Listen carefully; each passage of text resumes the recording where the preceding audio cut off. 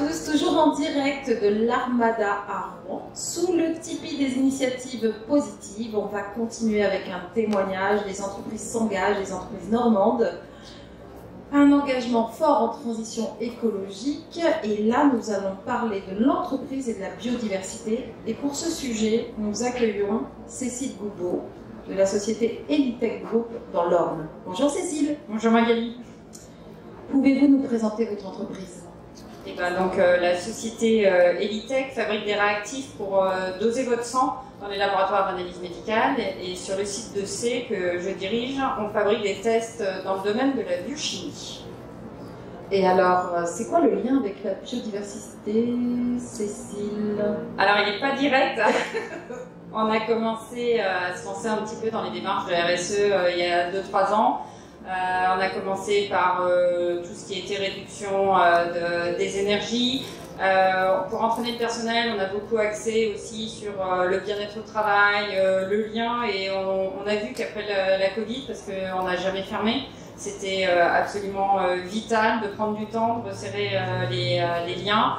Et puis, on a aussi souhaité s'engager dans le local fortement, parce que je pense que c'est notre responsabilité, à travers différentes actions, donc des liens avec des fournisseurs locaux, mais également aussi dans l'inclusion et puis dans la relation école-entreprise, où avec le MEDEF, on essaie de renforcer les liens, d'ouvrir nos portes, que ce soit pour les enfants dans des quartiers défavorisés ou aussi bien avec les jeunes filles. Voilà. Et puis, donc pour arriver à la biodiversité et répondre à la question, ça s'est fait un peu naturellement et par les employés, je dirais. On a un espace autour de l'entreprise où on peut se restaurer. Et puis il y en a un qui a voulu faire un hôtel à insectes, il y a quelqu'un d'autre qui a commencé, qui a demandé à amener une ruche. Donc on a fait notre miel, le compost, et tout ça a été des initiatives des salariés. Donc voilà comment on a commencé là-dedans. Et du coup, vous avez décidé d'aller un petit peu plus loin, et je pense que, enfin voilà, c'est un bon exemple en tout cas pour le MEDEF au niveau national, puisque Geoffroy Roux-Bézieux a fait une déclaration dernièrement. Exactement, il a parlé du fait que l'enjeu de la biodiversité était aussi importante que le réchauffement climatique. Exactement. Donc, mais de toute manière, on apprend assez rapidement que quand on s'engage un petit peu là-dedans, on peut pas, on fait tout, c'est un tout, et tout va ensemble. Et aujourd'hui, c'est vrai que c'est un peu compliqué en tout cas à décrypter et d'expliquer pourquoi la biodiversité doit rentrer dans l'entreprise et pourquoi en fait elle est un enjeu. Je peux peut-être commencer à évoquer certaines pistes en fait, juste pour dire que la biodiversité, on en a besoin au quotidien puisqu'elle rend des services irremplaçables. Je vais vous parler de la pollinisation, la fertilisation des sols, de l'épuration de l'eau, de la prévention des inondations, ça sert à tout ça.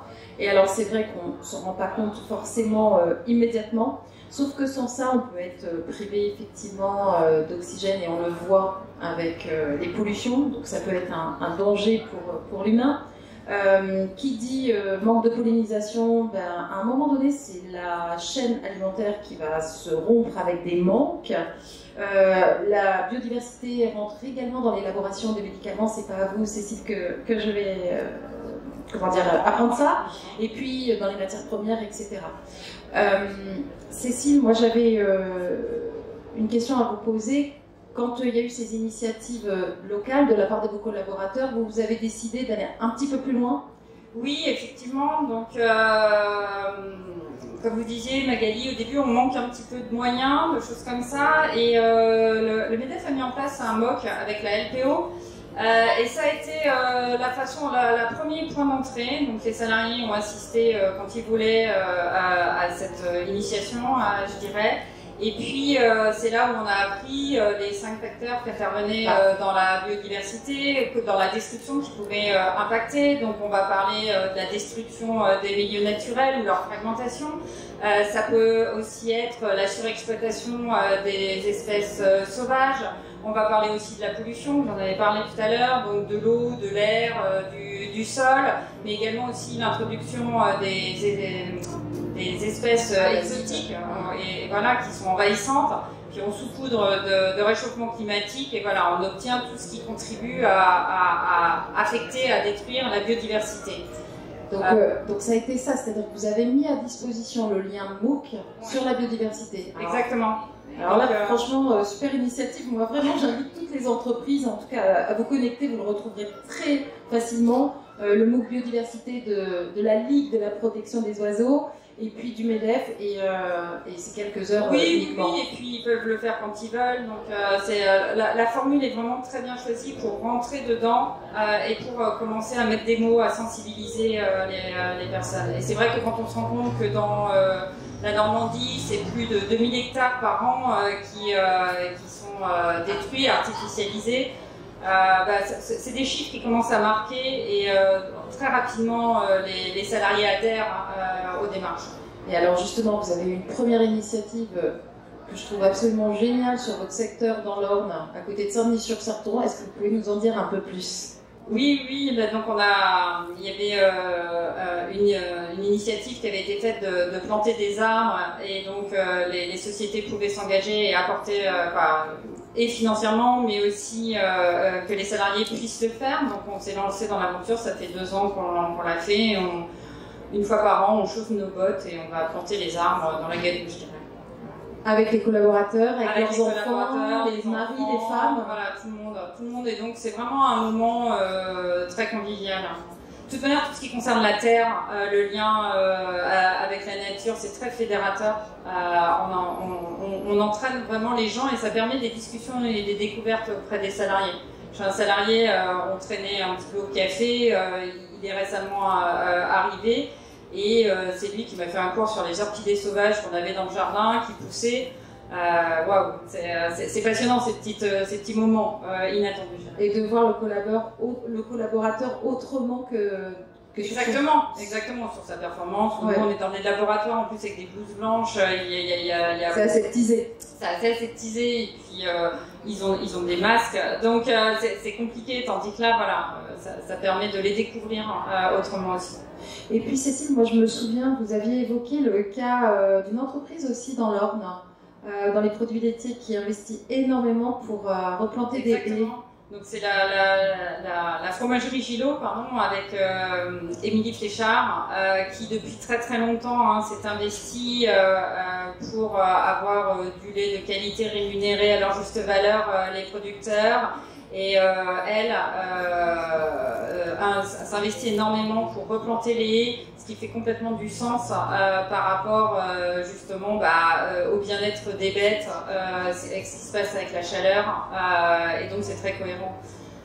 De recréer toutes ces haies qui avaient été détruites. L'Orne est très en avance. Je sais pas, mais en tous les cas, on vit dans des conditions assez extraordinaires, je dirais, où il y a un très bon équilibre entre les entreprises et la nature. À nous de les préserver, à nous de continuer et de dynamiser ça. Alors, Cécile, j'ai appris que vous étiez sur un projet qui allait embarquer pas mal d'entreprises dans l'Orne, de l'Est à l'Ouest. Vous pouvez en dire un petit peu plus? Et peut-être que ça va imager, pour les entreprises qui nous écoutent aujourd'hui, des initiatives, des engagements qui peuvent se faire comme ça spontanément. Oui, alors à partir du mois d'octobre et en lien avec l'agence normande de la biodiversité, on va mettre en place un programme qui va relier les entreprises sur un axe est-ouest, donc principalement de notre entreprise à celle de la fromagerie Gillot, et on va faire ce qu'on appelle nous les pas ornais. Pourquoi on fait ça? C'est parce que quand on se lance aussi dans ces sujets, on a tout de suite l'impression que il faut être un parc national, où il faut avoir des grands hectares pour avoir un impact significatif. La MVDD travaille aussi avec les autoroutes, les les gens qui produisent le cidre. On se dit, bah, moi, avec mon bout de jardin dans mon entreprise, bon, je veux bien mettre une ruche, un hôtel à insectes, et en discutant avec les personnes de l'agence, ils nous ont dit que ce qui était important, c'est cette circulation. Il faut permettre la circulation des espèces. Et donc, lui-même parlait des pas japonais pour donner une image à son explication. Et de là est partie, de cette discussion, est partie cette idée de faire des pas ornais. Et que si on arrive à se mailler les uns aux autres, chefs d'entreprise, nos entreprises, on pourra même en entraîner et on essaiera de contribuer à cette circulation des espèces. Très belle initiative qu'on va suivre de près. On vous invitera pour le Web Café. Cette histoire de pas orner, en fait, c'est pour accueillir de la biodiversité. Exactement. On a vu, en tout cas en Normandie, que sur les cours d'eau, les rivières, les ruisseaux, en fait, il y a des obstacles tous les 3 km. Donc la circulation, en fait, des poissons est devenue très compliquée. Et quand on sait que c'est un élément essentiel, même si c'est pas, comment dire, concret immédiatement, mais tout vient de la mer au départ. Voilà, on va vous suivre de très très près pour accueillir de la biodiversité. Ça démarre quand? En octobre. Avec une sensibilisation, je crois, au départ. Effectivement, donc il y a une sensibilisation des salariés des entreprises avec l'établissement d'une sorte de plan d'action. Chaque entreprise va déterminer quelles sont les actions qu'elles ont envie de faire et on va se suivre parce que aussi on part tous avec des bonnes intentions et ce qui est difficile, c'est de tenir dans la durée. Il y a toujours 1000 priorités qui peuvent aller au-dessus de celle-ci. Donc là, l'idée vraiment, c'est on s'engage, on dit aux entreprises qui font partie de ce projet ce qu'on va faire et les uns les autres, on se tire un peu, quoi, on se surveille et ensemble aussi, on apporte des solutions et des idées. Et pour avoir interrogé l'Agence normande de la biodiversité, notre interlocuteur expliquait qu'en fait, il n'y a pas forcément besoin de gros moyens financiers pour accueillir de la biodiversité. Il y a des gestes au quotidien dans les parkings d'entreprises, dans l'environnement. Oui, et c'est pour ça, au début, donc tout est assez simple. On peut être dans l'éco-pâturage, on peut éviter de mettre des pesticides ou des engrais, on peut ne pas tondre. Vous voyez sur les bords de route une tonte juste près de la route, mais après laisser les herbes grandir. L'idée, c'est vraiment, une fois qu'on a compris que ce qu'il fallait, c'était laisser la nature être là et ne pas empêcher sa circulation, ça devient très vite de faire des gestes. C'est un tas de pierres, c'est un peu d'eau, c'est de l'herbe qui pousse. Et surtout, éviter cette artificialisation, laisser des endroits pour permettre cette circulation. Laisser des espaces naturels, des espaces rustiques, mélanger aussi les essences et les différentes plantes. Cécile, comment on peut conclure? Eh ben, rejoignez-nous, alignez-nous. Je pense qu'il n'y a pas que des pas ornés. Voilà. L'idée, c'est on va se faire des pas normands. Ça serait fantastique. Si on s'y met tous, c'est vraiment très simple. Et rien que là, je dirais, les salariés ont cueilli des bouquets de marguerites, il y en a partout. Ils les ont mis partout dans l'entreprise. Rien que ça, c'est des petits gestes, ça nous a coûté 0. Ouais, c'est ça. On a juste, même, on a même économisé parce qu'on a fait une tonte en moins. Donc venez, c'est très facile dans cette aventure. Ben, merci beaucoup. On invite les entreprises ornaises à rejoindre le programme à partir du mois d'octobre. Et puis si ça peut donner des idées aux autres départements normands, Cécile pourra tout vous dire. À très bientôt et on poursuit toute la journée avec d'autres témoignages sur la transition écologique territoriale. Merci beaucoup.